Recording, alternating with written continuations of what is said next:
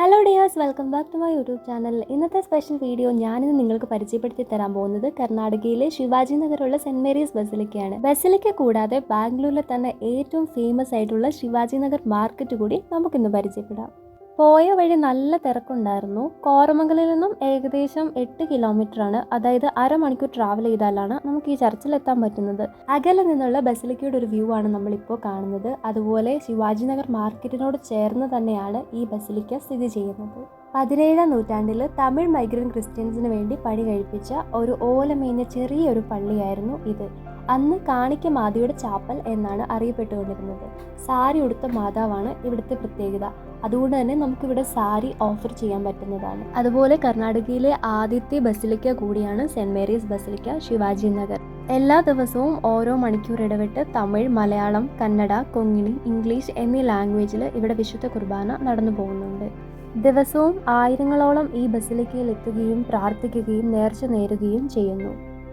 ഞങ്ങളിവിടെ എത്തിയപ്പോൾ ഏറ്റവും അത്ഭുതപ്പെടുത്തിയത് പല വിശ്വാസത്തിലുള്ള, പല മതത്തിലുള്ള, പല ഭാഷയിലുള്ള ആളുകൾ ഒരുമിച്ചിരുന്ന് പ്രാർത്ഥിക്കുന്നതായിരുന്നു.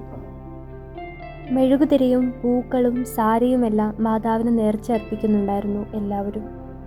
ബാംഗ്ലൂരിലുള്ള ക്രിസ്ത്യൻസ് ഉറപ്പായിട്ടും ഒരു തവണയെങ്കിലും വന്നിട്ടുള്ളൊരു ബസിലിക്ക കൂടിയാണിത്. ഇവിടുത്തെ വിശ്വാസവും രീതികളും തീർച്ചയായും നമ്മളെ അത്ഭുതപ്പെടുത്തുന്നത് തന്നെയാണ്.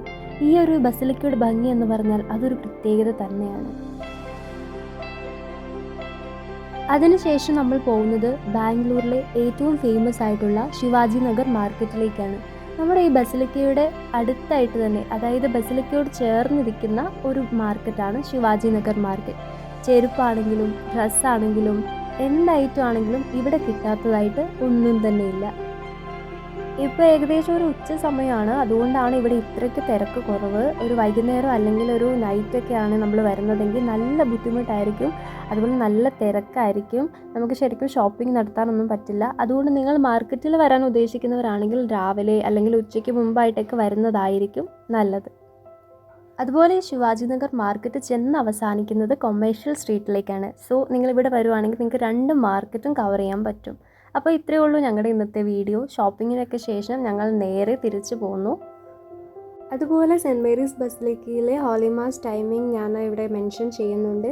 അപ്പോൾ ഈ വീഡിയോ നിങ്ങൾക്ക് ഇഷ്ടമായെങ്കിൽ തീർച്ചയായും ലൈക്ക് ചെയ്യുക, സബ്സ്ക്രൈബ് ചെയ്യുക. സോ നെക്സ്റ്റ് വീഡിയോയുമായി വരുന്നത് വരെ ബൈ ബൈ.